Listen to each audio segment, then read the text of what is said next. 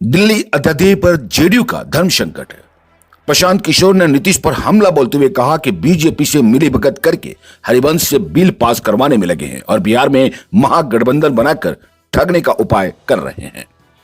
देश के उच्च सदन यानी कि राज्यसभा में दिल्ली अध्यादेश पर चर्चा होनी है। इस मुद्दे पर राजनीतिक दल में दो फाड़ हो गए हैं। इसको लेकर नीतीश कुमार की पार्टी यानी कि जेडीयू ने व्हिप जारी कर दिया है। सवाल यह भी उठ रहा है कि क्या इस पर राज्यसभा के उपसभापति का स्टैंड पार्टी लाइन के हिसाब से होगा या फिर कुछ और होगा।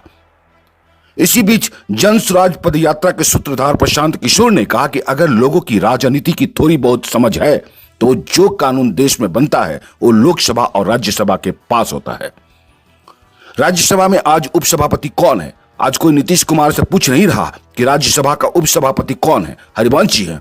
हरिवंश कौन है? हरिवंश नीतीश कुमार के पार्टी के हैं। अगर नीतीश कुमार ने एनडीए छोड़ दिया तो इस पद को छोड़ क्यों नहीं रहे?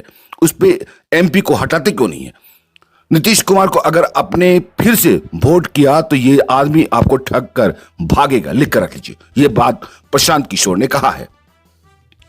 सन 2015 में बिहार के लोगों ने इनको वोट दिया था। 2017 में ये आदमी लोगों को ठग करके भाग गया। अब बिहार के लोग फिर वोट कीजिएगा, फिर ये आदमी आपको ठग कर भागेगा, लिख कर रख लीजिए।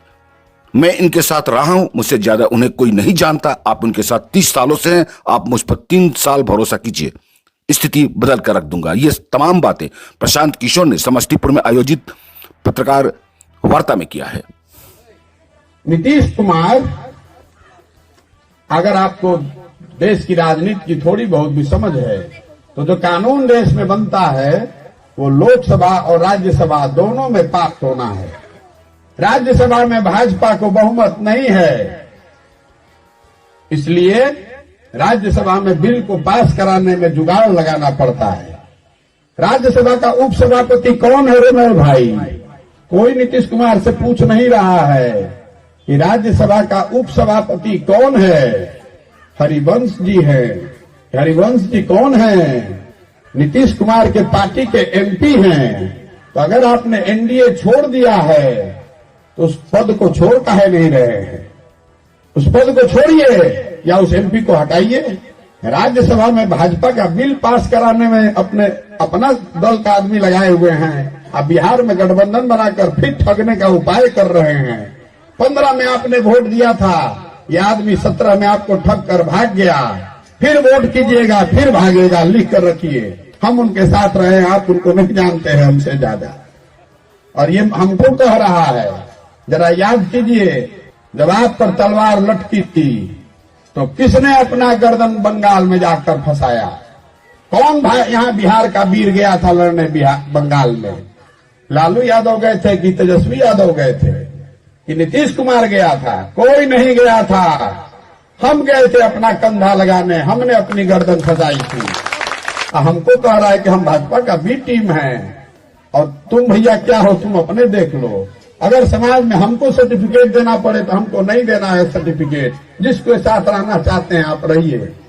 प्रत्यक्ष को प्रमाण की जरूरत नहीं है। हमने हराया है भाजपा को, ये तो लड़ रहे हैं, हमने लड़ के हराया है। आप तो चुनना है कि आप लड़ने वाले के साथ रहना चाहते हैं कि लड़कर जीतने वाले के साथ रहना चाहते हैं। हम हराएंगे। बैलून में हवा हमने भरा है, निकालेंगे हम ही, चिंता मत कीजिए। बहुत लोग कह रहा है चुनाव कैसे जीतिएगा, उसको मालूम नहीं है। जो मेरा भारी आलोचक है उसको भी पता है कि प्रशांत किशोर को और कुछ आए चाहे नहीं, चुनाव लड़ाने आता है। जिसका हाथ पकड़कर चुनाव लड़ाएंगे उसके सामने किसी को नहीं टिकने देंगे। इतना मजबूती से लड़ाएंगे कि नीचे से जमीन खिसकेगी, ऊपर से आकाश उड़ जाएगा, उसको पता ही नहीं लगेगा।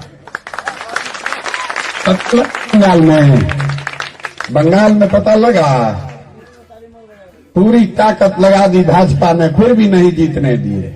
आप भरोसा रखिए, साथ में खड़ा होइए और आपको रिजल्ट ला कर देंगे। जिसके साथ आप 30 साल से हैं, 3 साल हम पर भरोसा करके देखिए। हम अपनी पार्टी नहीं बना रहे हैं, आप अपने आप पर भरोसा करके देखिए। स्थिति उससे बदलेगी और वो जब बदलेगी तो बिहार तक नहीं रहेगी, बिहार के आगे तलक बात जाए। ये है एपी न्यूज नेटवर्क और आप देख रहे हैं आखिर प्रहरी। खबरों की पड़ताल तह तक।